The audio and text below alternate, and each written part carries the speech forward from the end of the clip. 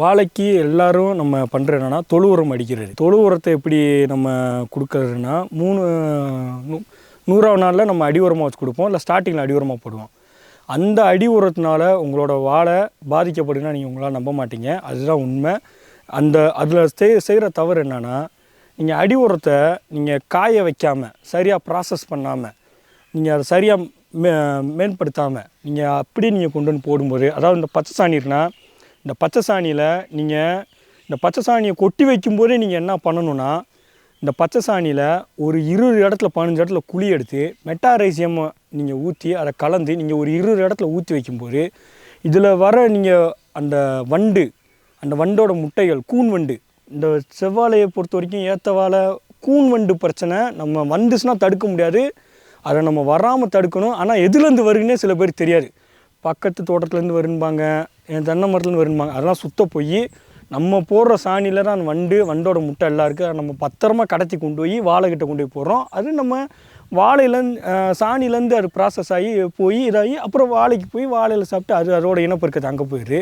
இதை தடுக்கிறதுக்கு என்னென்னா, நீங்கள் இந்த மாதிரி குவியலாக இருக்கும்போதே மெட்டாரைசியம் நீங்கள் இயற்கை பயோ கடையில் போய் கேட்டிங்கன்னா எல்லா இடத்துலையும் கண்டிப்பாக இருக்குது. லிக்விடாக இருக்குது, பவுடராக இருக்குது.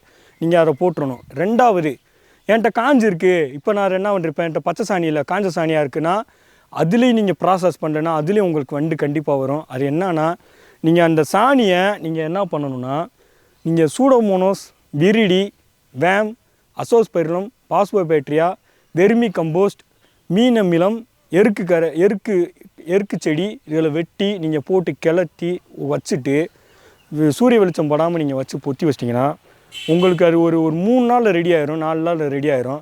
அதை நீங்கள் பிடிச்சி பார்த்தீங்கன்னா கொழுக்கட்டை பதத்தில் இருக்கும். நீங்கள் அதுக்கப்புறம் அதை மேம்படுத்தப்பட்ட சாணியாக போடுறது தான் இந்த சாணினால் வர டிஸ்அட்வான்டேஜ். அதாவது நூற்புழு தாக்கம், பேசிலஸ் மைலஸ், அப்புறம் நீங்கள் அதை கொடுக்கணும். அதை நீங்கள் அந்த நூற்புழு தாக்கம் வந்துருச்சுன்னா உங்கள் வாழை மஞ்சள் கலரில் இலை வரும். அப்புறம் உங்களுக்கு என்ன ஆகுன்னா சாயும், மரமே சாஞ்சிடும். எல்லாருமே பண்ணுற தப்பு, தொழு உரம் வாங்கிட்டு வராங்க, காஞ்ச உரமாக வாங்கிட்டு வராங்க, அதை அப்படியே கொட்டிடுறாங்க. அதை அப்படி பண்ணாதீங்க. கவர்மெண்ட்டில் இப்போ நம்ம தமிழ்நாடு அரசுலேயும் சப்சிடியில் ஏகப்பட்ட உரம் இருக்குது, எல்லாமே பவுடராக இருக்குது. நீங்கள் போய் இந்த மாதிரி விவசாயம் பண்ணுற தாங்கன்னா கண்டிப்பாக தருவாங்க.